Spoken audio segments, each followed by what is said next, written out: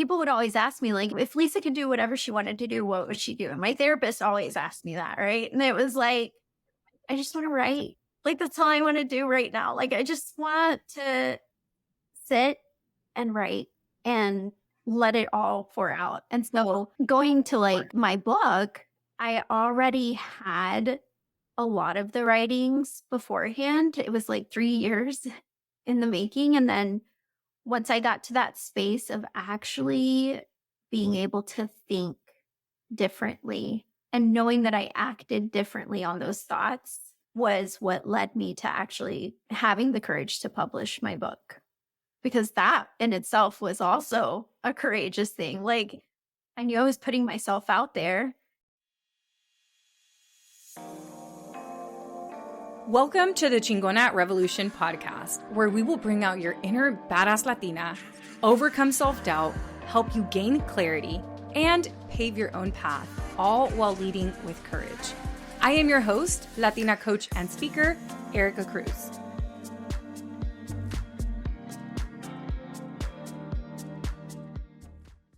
Hello, and welcome to this week's episode of Chingona Revolution podcast. I have a very special guest today who is an author, as well as a coach, as well as a former educator, and one of my incredible clients who I've had the honor and privilege of meeting in person because I just so happened to be in her city literally a few days after she signed up for Courage Driven Latina. So I have none other than Lisa. Lisa, welcome. Can you please introduce yourself? Tell the listeners who you are and what you do. Yeah. So I'm Lisa and I am so glad to be here. Let's see. Where do I even start, right? We have so many things that we could just say, but I'll say I am a compassionate and empathetic woman who's just, gone on this path of healing to unlearn patterns that no longer serve me and discovering new paths that can really just connect with a higher version of myself so that I can find peace and joy. I think that in a nutshell is a lot. But yeah, so that's me. That's beautiful. Yeah. And you were a former educator. So I think it's really interesting that what you just said was all about unlearning, because I think in your life, what you've done to get to become a principal and do everything that you did in your traditional career trajectory was all about learning. And then you realized, oh, what I actually need to do is learn this. So can you tell us a little bit about Lisa, I don't know, 5 or 10 years ago, and where were you then? Yeah. As in, tell us a little bit about the career trajectory that you were on and where you were just a few years ago. So the let's go back to 10 years or 15. Oh my gosh. Oh, yikes. So I was a bilingual teacher for a good amount of years. And then from there, it kind of just felt natural to grow into a coaching path. So I became a teacher coach and just the biggest cheerleader that I could for the staff. And then from there, I wrote professional development at the district level. And then I missed being around kids and them knowing my name and teachers knowing my name instead of that lady who is like about to present and get all touchy-feely. And so then, so I became a principal or an assistant principal and then principal, which took me to California. I was in Oakland for a bit as a principal and then realized that it just was no longer for me with the person that I was becoming and things that I wanted to change, because education it is one of the hardest fields to be in. It is one of the most rewarding too, I think, when you're in it. But I've always been a strong believer that sometimes we have to know when it's come to an end and when there needs to be a shift and change. And those shift and changes can be so hard because we know that change requires work and effort to do something different that you don't know But I think everything in life is unknown. That's what I've come to learn, is that even what you think is like a sure path forward is the unknown, right? And whether you take a left or take a right, either path is unknown. So, yeah. So professionally, that's where I was. And it was, I think also education is one of those hard careers to say goodbye to, simply because you just, you hear so many, there's so much guilt that comes from it of, you're leaving the kids, you're leaving your staff, you know. But I think that's when you lean into that discomfort of choosing yourself and choosing what's right for you at that time. Yeah. Can you tell us about that moment when you decided to pull the trigger and walk away? And actually, first, can you tell us, were you doing the dance of yes and no for a little while? And then if so, what was that like? And then what was the moment when you were like, okay, this is it. I'm leaving now. Yeah. Okay. So the dance of yes and no was, I think it was in the back of my mind. Like I felt it coming, but I never voiced it to a lot of people. So I think that's another thing, right? Voicing it to the right people that have your best interest is so hard in those moments, because people put you in boxes and you put yourself in those boxes too, right? For somebody else to receive that, I don't want to do this anymore, it doesn't fulfill me, is hard. So I kept a lot of it to myself and reflected a lot of introspection of what's going to be good for me. Why do I feel the need to leave this career? Why now? Right? Because I left in the middle of the year. And that is something that is just rare, especially as an administrator. And so Mhm.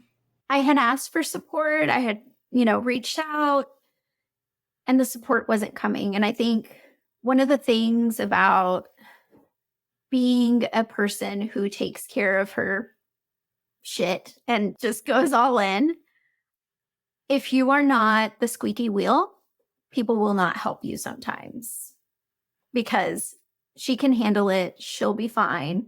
She'll stay till the end. And I think it's when I realize, like,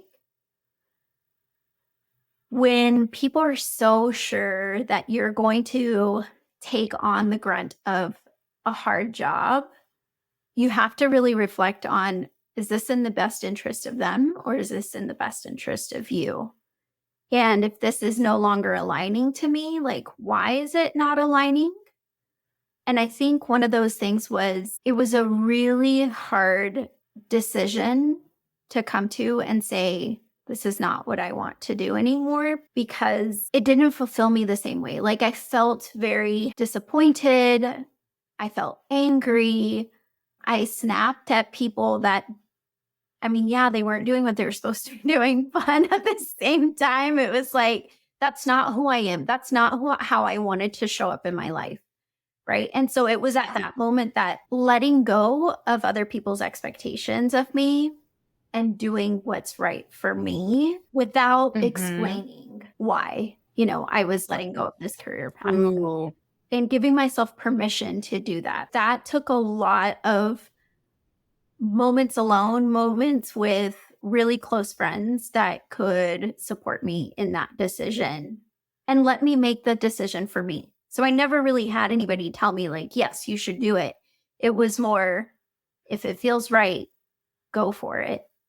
And I did have a really close friend that told me, like, you don't owe anybody anything. You don't owe the school anything. You did the best you could. And if that's how you feel, then you should let it go. So it was in that moment that then I had the courage to write my letter of resignation and talk to my staff and let them know that it just, I felt burnt out. I felt like it just was no longer a career I wanted to continue. And they were actually really supportive. I mean, they were sad, they were really supportive, but I also felt like I gave them leverage for change that needed to happen. And I even told Mhm. them, like, Yeah. you don't have a leader anymore. Like, you guys can step up and ask for whatever you want. That's the beauty of this, right? And it's hard to Mhm. walk away knowing that, you could have always done more. but was that going to be Yeah. best for me? That was like a really long. No, there were so many good pieces in there. I love what you talked about when you said, giving yourself permission to not live up to anybody else's expectations without giving them an explanation. And as women, especially women of color and Latinas, where we're constantly taught to care for other people's emotions and feelings and base our actions on how other people will react, this is such a huge realization. And that advice your friend gave you of you don't owe anybody anything, that is so true for everybody listening, right? We don't owe anybody anything at work and relationships. And so many times we put these heavy expectations on ourselves to please other people. And then you said something else that I was like, oh, I have to come back to this. Hold on. Expectations, giving yourself the permission. Okay. I think I was thinking about, I want to say a couple of calls ago, I introduced a new concept to the group called the courage ladder. And I think when people think about courage, they think they need to go from the bottom of the ladder to the top of the ladder, right? So as I hear you describing this situation, you thought about it, but it wasn't like you thought about it once and you just submitted your letter of resignation, right? And this is for leaving a job, but we can even use the example of me calling off an engagement. It wasn't like I considered, oh, I want something else, and then I just called it off.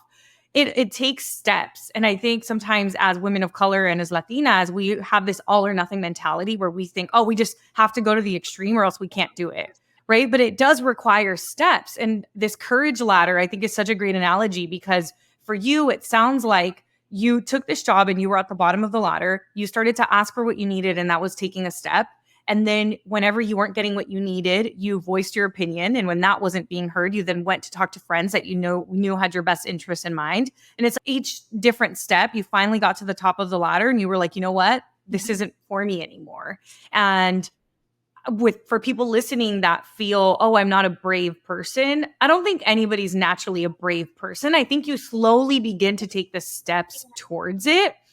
And sometimes I think even the way that my messaging comes off it can come off sometimes as, oh yeah, Erica's so courageous and she's done all these things and walked away from a tech job and left an engagement. But there's so many, the dance of yes or no is always there. And we rarely see that. So thank you for sharing kind of some of that back and forth that was happening for you. So this was a major decision of yours. I love how you did bring up that analogy of the ladder, because we see the end goal, right? And it's with everything in life, even when we see others, rocking it, killing it, and whatever they're doing, right? Putting themselves first, we only see that piece, right? But we don't see all the incremental pieces in between that build up to that moment, right? Because those moments are like pivotal moments that shine, right? Or that are in our face. The others are like these small pieces that happen within us, right? And it is in everything that we do. But I also feel like in life, everything is about relationships.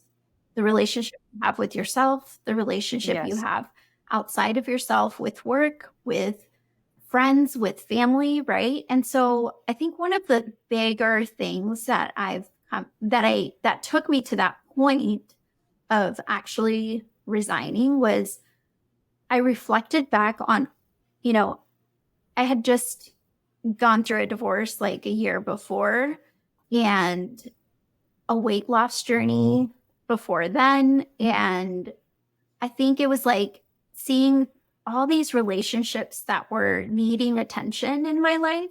And one of them was my career. I was doing what I needed to do in survival mode and not in that thriving mode. And so I felt like the only way I could change was by making a change for myself.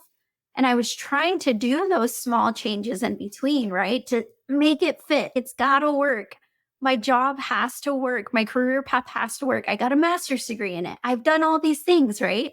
And then when I just was like, it's not working, I have to learn how to let things go. I think that was like the biggest piece of like everything in life is a relationship. And how I nurture those relationships is important, and when to know to step back, when to lean in, when to ask for that support. It's in everything that we do. So yeah, I mean, the ladder is like all of those things intertwined to help us take that next step. Yeah, I love what you said about everything is a relationship because it really is. And I think as Latinas, we've been taught to be these hard workers. And there's almost some shame that comes with letting things go. But as you begin to do the work and the inner work, we realize how important it is to let things go. Because when we let the things go that aren't for us, we make space for the things that are for us. Right. And if you had held on to that job, you probably wouldn't have written your book. You wouldn't be where you are now.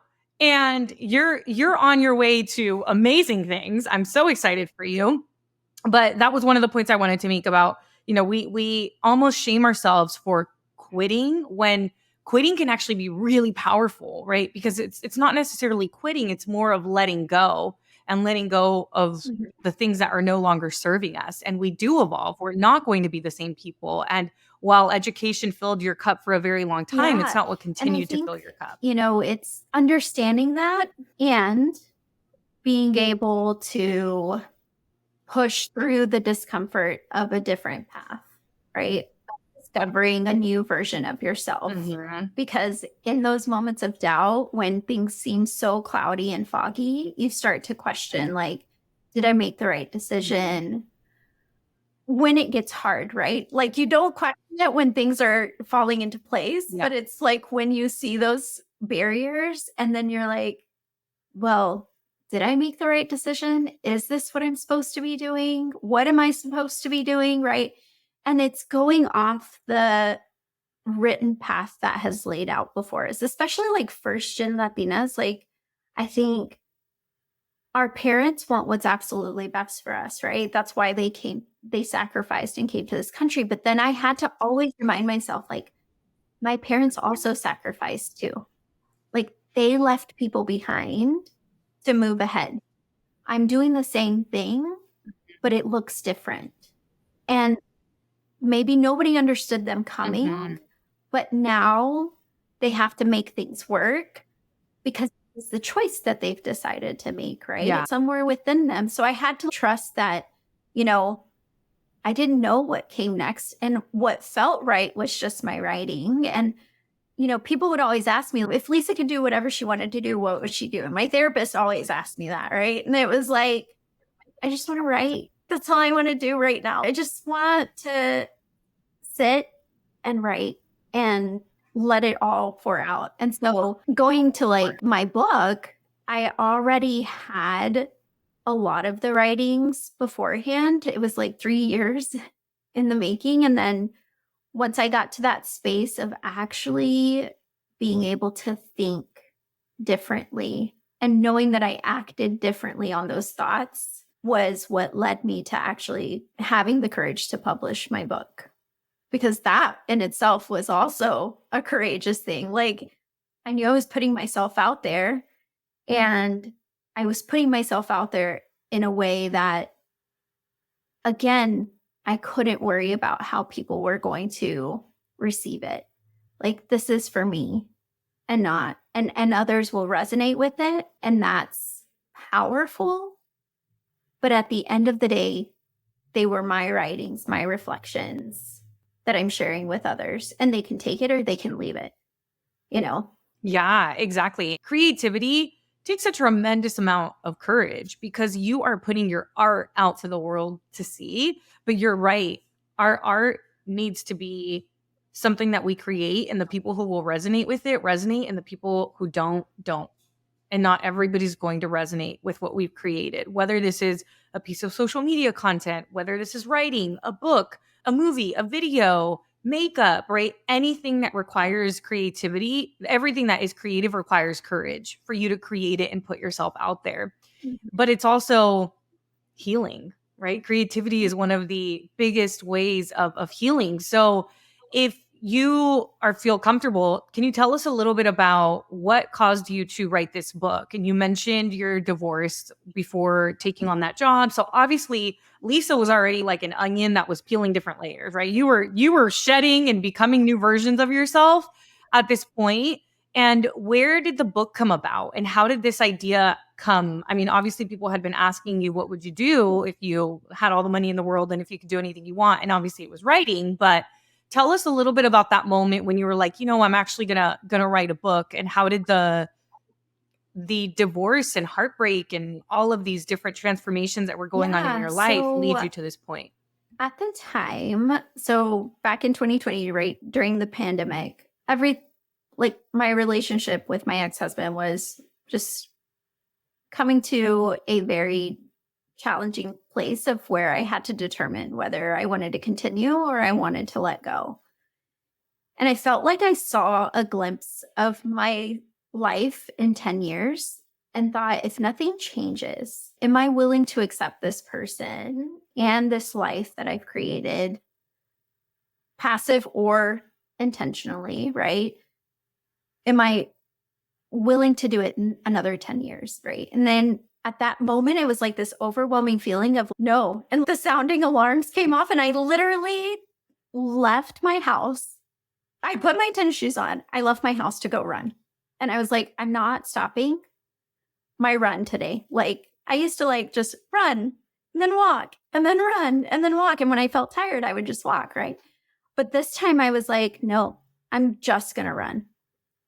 And so I take off running and I just start to unravel all these thoughts and feelings and emotions. And at the time, I hadn't shared anything with anybody. I wasn't going to therapy. I knew I needed support and I knew that therapy would be that support. But at the same time, I just couldn't wrap my mind around what was happening in my life. Right. Yeah. So I ran. And then while I was running, I had all of these thoughts. So I ran my 3.5 miles and then I stopped and I was like, oh my God, I ran 3.5 miles without stopping. This is amazing. I can do hard things. And then I just took my phone out and started making notes on my phone. That's literally how it started. And then I felt better. And then I ran some more. And then once I got back home, I just wrote my thoughts. And so I kept a collection either on a Word document, in a written journal, and on my phone. And so I had all these just little essays and, things rhymed in my mind. So I just wrote poems and all of these things, right? And it was a way for me to support myself during a very difficult time when I didn't have that therapeutic support. So it was there, but I didn't use it intentionally in the sense of this is going to be a book.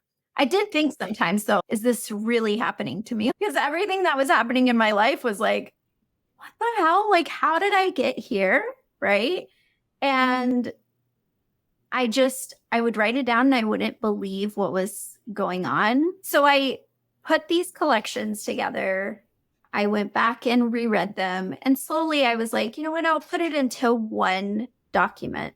So I started to compile everything.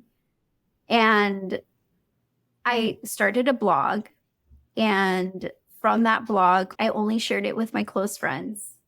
They liked it. Then I went to therapy, and my therapist was like, I shared my writing with her, and she was like, you need to share this with other women if you are open to it. Like, these are really good. So I submitted some entries to Thought Catalog. They accepted them.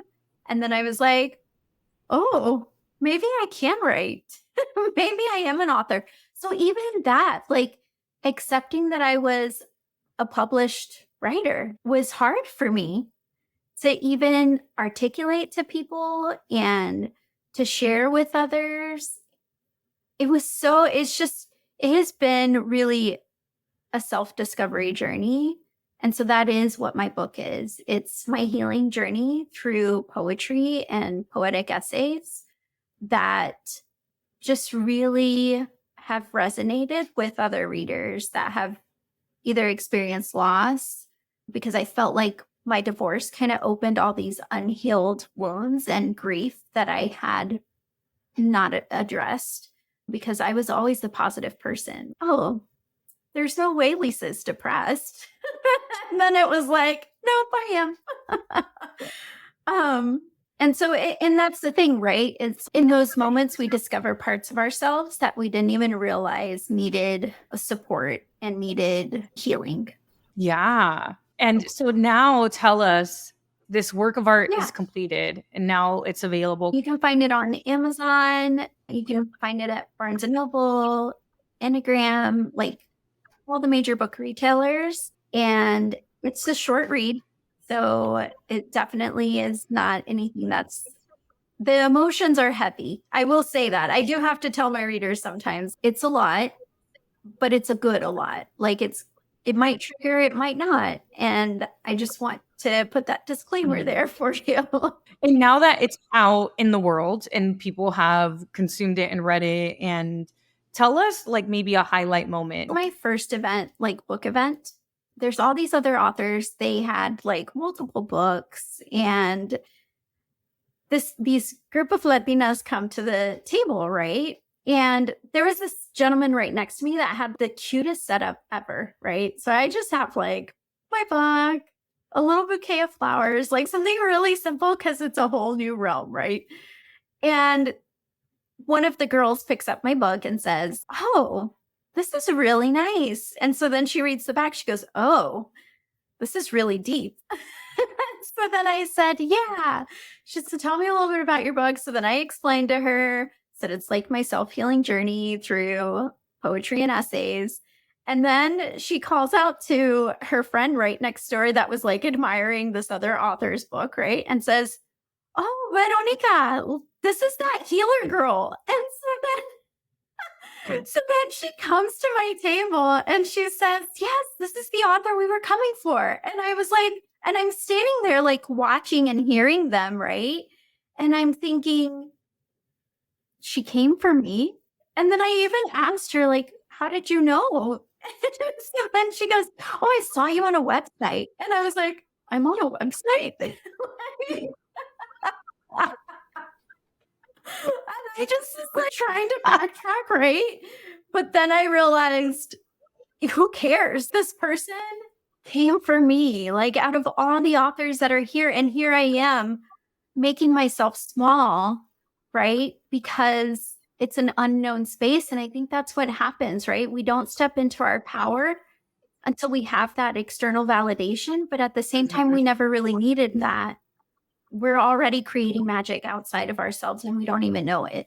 Thank you for sharing that story with us, because inside of Courage Driven Latina, what I always tell my clients is the first version of your courage project has to be a shitty first draft. It's going to be the most ghetto version. It's, Latinas are resourceful. Like it has to be like from El Rancho type of just initial first round. And that's exactly what you did at that event, right? You brought some flowers, you had a table, and your books were there.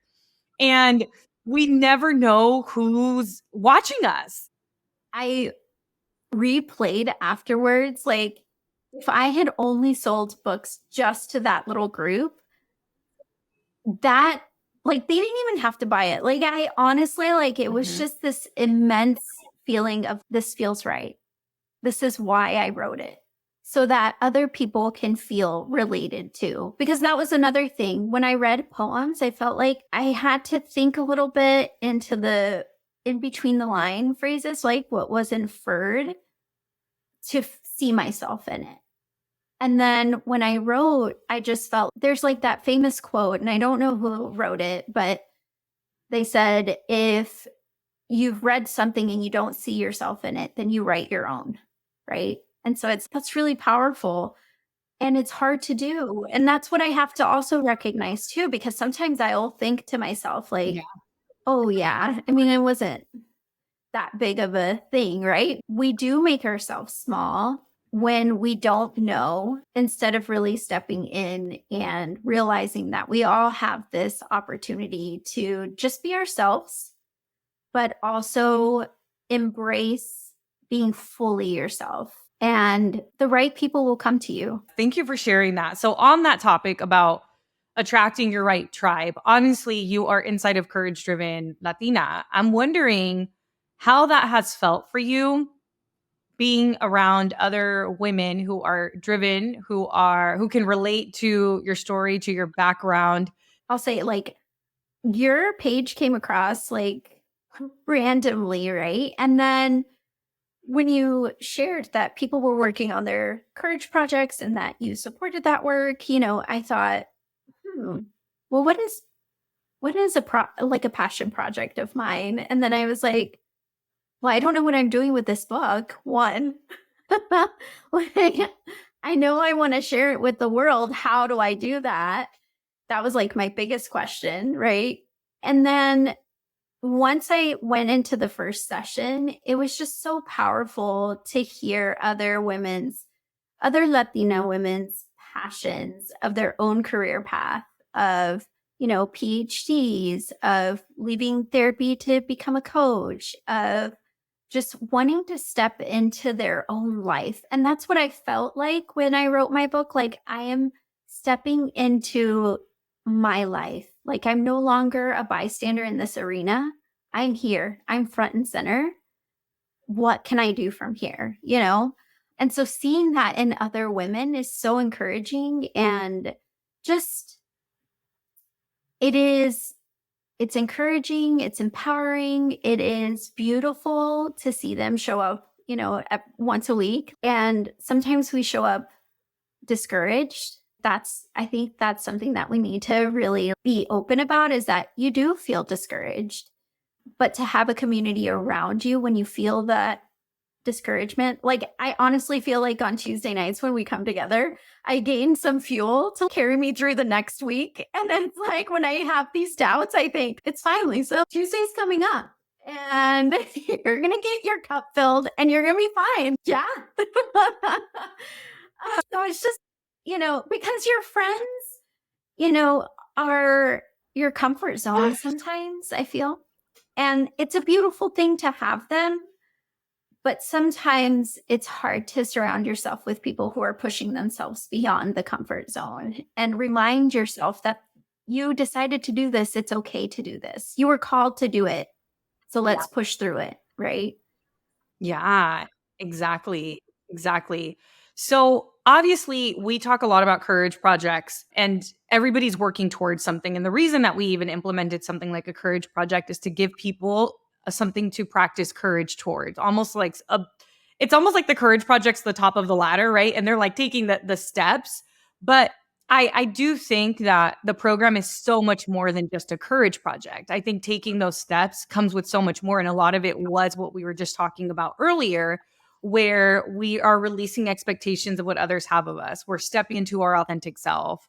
And then also, you mentioned something at the beginning, and the question totally slipped my mind, but you mentioned that you had your master's. You had pretty much done everything that you needed to do. Like, why wasn't this career working out? And I think a lot of people in the program feel that way, where they're like, wait, I already did 1 + 1. Why doesn't this equal 2? Or I did what I was supposed to do. Like, I followed the formula. And why doesn't this feel right? And I feel like a lot of people in the program are going through either major life transitions or have been in that exact position where they have done everything that they needed to do to get to where they wanted, but then they got there and it wasn't what they thought. So, can you tell us a little bit about what goes on inside of the program? Because I could talk about it, right? But for people to hear from your perspective, it's not just about the Courage Project, but what else goes on in these rooms? When we get into the call, and one, it takes one person to just open this like path of, okay, who needs to be coached, right? And then, you're stepping into this realm of safe vulnerability. That's the best way I could put it. And we are able to ask our questions that cause our insecurities and then troubleshoot them through like either, the thought process of coaching yourself. And then while you're hearing somebody else go through that process and being questioned, and, you're kind of reflecting on your own, or at least that's how I take it, is I reflect on my own insecurities and my own thoughts that stop me from taking that next immediate step. And then being able to just know that I'm not alone. I think also it's been really powerful to have the small breakout rooms where we support each other in like these smaller spaces, because you hear another person say, well, I thought it was this courage project. Now it's this, right? And then we give each other the perspectives that we see in it. And so that's able to just really build this self assurance of it's okay to change your mind too. Like, it doesn't matter. And so I think that's why I say it's a space of safe vulnerability, because we can be vulnerable and we can be in a very unsafe space. And that matters so much. And so it's really nice to be in a group of women who are not giving up on themselves. That's the other thing, is that we show up every Tuesday and we're not giving up on ourselves. Yeah. And therefore we have enough space Yeah. to not give up on others. And so I don't know, it's really great. And I mean, I told you this at the very beginning when we did meet, that I'm grateful for the work that you're doing, right? That you took courage to say, I'm going to try this and bring these women together, because it created a path that other women, again, we only see the tail end of it, right? When it's shining, when it's bright, but we get to also see there was a trajectory to get us to that point. Yeah. And now you've paved that path through Courage Driven Latinas for other women to see their goal, but also build the path towards that goal. Yeah. And, thank you for saying that, because I don't even think I realized what I was creating when I started this. Just like I don't think you realized that you were creating a book that was going to change people's lives as you were writing it, right? It was just healing for you. And I feel the same way about this program, where I was just looking for more meaning and I had done everything that I was supposed to do. And I was like, why don't I feel fulfilled? And then I felt guilty because I wanted more. And I was like, I can't be the only Latina who feels like this. And it has turned into something beyond my wild imagination. But it's not just me, right? It's all of you and everyone who's in the program. I mean, the number one thing I hear about the program is the community. It's not like Erica's a great coach. It's like the community is great. I love the people here, because now you have a network of people in New York, people in Texas. Well, you're in Texas, people in California, right? Whenever you go travel somewhere, you can meet Courage Driven Latinas all over the country, which is such a beautiful thing. And I mean, even you and I got to meet when I went to Texas. And I think that your network just becomes this beautiful web of like-minded. And when I say like-minded, I mean people who get it, people who are going to cheer you on. But everybody's coming from different backgrounds, different age groups, different career paths, right? There's so much diversity within the group, but there's this commonality of everybody striving to become the best version of themselves and give back to their community. And I think that that's what makes the program so beautiful, that everybody doesn't just care about themselves, but they care about helping the community move forward as well. I think that's the other piece to it, right? Is like the community that we have outside of just Tuesdays. It's through our communication on the Slack channel and being able to just celebrate each other's wins, because sometimes we do have people who don't know how to celebrate us and our successes, right? And to know that you have a group of women that do and that see you is life-changing. It is changing, right? Because it encourages you to do the same for others. But yeah, it's a great community. Yeah. Sometimes we even have a hard time celebrating ourselves. I mean, it's just, I think it's partly that I will say is the unlearning too, right? Is unlearning that it's okay to take up space. You don't have to be small. And part of that is celebrating who you are and what you've accomplished. That is not showing off. That is not being better than another person. Like, it's not a competition, because there's enough for everybody and everybody has their own path, right? Like, it's like wearing glasses.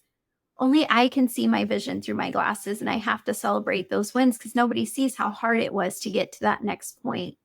And so Yeah, that's why Tuesdays fill my cup, because by Friday I'm like worn out, cheering for myself. But then sometimes I'll pick up my phone and I'll like call one of the girls in the group, or I'll check in with them. Hey, how's it going? Totally.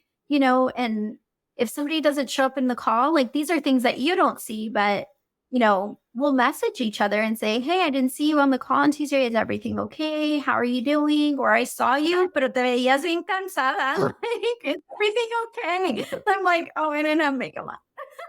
But it's just great to have those kinds of people in your life. Yeah. Yeah. I still get tagged. I mean, people who were in the program a year ago that are doing like a book club and different things like that, I still get tagged in things, or people will meet in real life and then they'll tag me. And I'm like, that is so beautiful. I can't wait for the Courage Driven Latina conference. Yeah. I'm like, one thing at a time. I'm in the middle of moving my life, but I'm just so excited for everybody because this is all virtual, right? How cool that all of these connections happen and you haven't even met most of these people in real life. I can't wait until we do have the in-person retreats. I think the last thing that I want to ask you, and then we will start to close it out, is can you share something that maybe surprised you from joining this group, or maybe a piece of coaching that you won't forget, something that really stuck with you? It could be something that you received or something that somebody else received. Because even if somebody else is getting coached, I find that you all like will write in the chat, oh, I really needed to hear that, right? So even if somebody else is getting coached, it's almost like you're getting coached as well. Something that was very affirming and just reassuring was that we all have doubts in whatever we're working towards. And when we have those doubts, communicating our doubts. We can only get out of our head when we get out of our head, right?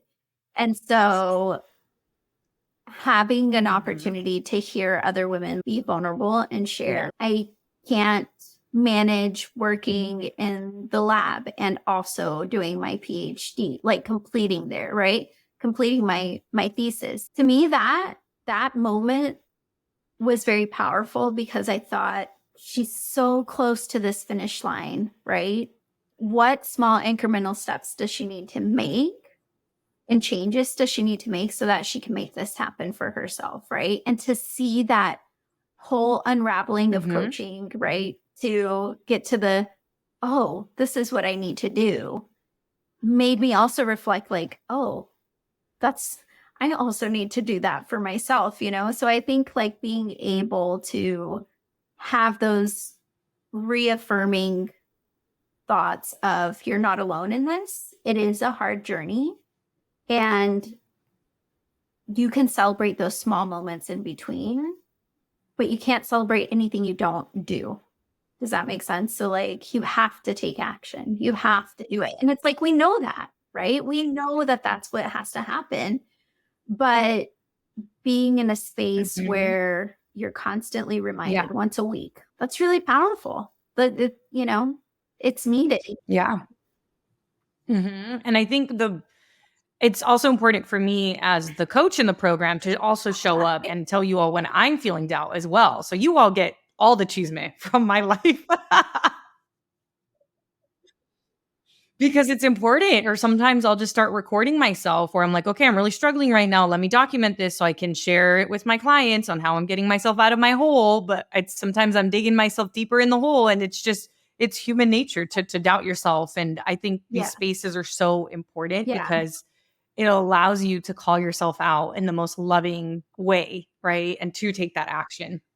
Okay, so we've had such a beautiful conversation about learning, about releasing others' expectations, about the importance of community, about your book and how creativity requires courage. Is there anything that you would like to share that I maybe didn't ask you about? Yeah. I think one of the most powerful pieces is that sometimes we have to work on trusting ourselves and listening to our inner voice. We hear it, and we've been taught to quiet that voice because that voice usually requires change or something different to, gain momentum. And I think when we trust our intuition, when we lean into that discomfort, we are able to just go so much further because we then learn how to communicate with ourselves. And I think that's like the most powerful piece, because if I can effectively communicate with myself by trusting my intuition, then I can communicate that outside of myself too. I didn't notice this because this is another thing, right? So I've only read my books to front to back like once. I've never read it all together, even when I submitted it, because I just felt like, oh man, it's a lot of feelings in there. But a friend of mine shared with me that when I'm writing, Yeah. when she reads my writing, she can see the transition from self doubt to courage at the end. And I'm like, oh, wow, I didn't even know I did that. But that's what writing does for me. I love it. I love it. Yeah. So working out helps with my intuition. I actually get a lot of, I came up with the pizza analogy and the 4 M's during a workout class, which is so crazy because it wasn't like I was sitting there thinking about work. It just came to me. And so movement, I think, helps, which is why the first M is movement. So I think whatever movement you like, for those of you who are listening, and writing doesn't mean you have to be a writer, right? Like Lisa's a published author. I just have scribbles inside of my journal, right? Writing could just be for you, just to connect to your intuition. But I do find that some people, obviously, meditation is really good to to help you tap into your intuition. And then I've even heard of other people with puzzles, like doing puzzles because it gets them out of their head and into Yeah. doing something. And going out in nature and just spending time in nature is usually really helpful. And spending time alone, I think, more than anything, because when we're around a lot of people, we're taking in other people's energies, other people's thoughts, and it's hard to listen to that inner voice, because the inner voice is a whisper. It's not aloud. It's not your mama's voice. It is a very little whisper, and you almost have to get quiet to listen to it. So for all of you listening, find your little recipe, your success recipe. Lisa and I already shared ours, but Lisa, thank you so much for coming on. For all of you listening, Lisa received a 1.5 hour notice about this podcast interview, and she killed it. Thank you. I told you, I was like, you're going to do great. We're just going to talk like we were having dinner in Texas. So thank you so much for coming on. So last minute, you killed it. And I will see you on Tuesday. Thank you so much for joining me this week. Make sure to visit theericacruz.com. That's Erica with a K, where you can subscribe to the show so you'll never miss an episode. You can help this podcast grow by supporting me with an Apple Podcast rate and review. If you took anything away from this episode, I invite you to take a screenshot and share it on social media so that your favorite badass Latinas can also check it out. Be sure to tag me at the Erica Cruz. That's Erica with a K, because you know I want to see it. If you're ready to join the revolution and be a part of the Courage Driven Latina community, visit couragedrivenlatina.com to get more information and join the waitlist. Thanks again, and I'll see you next week.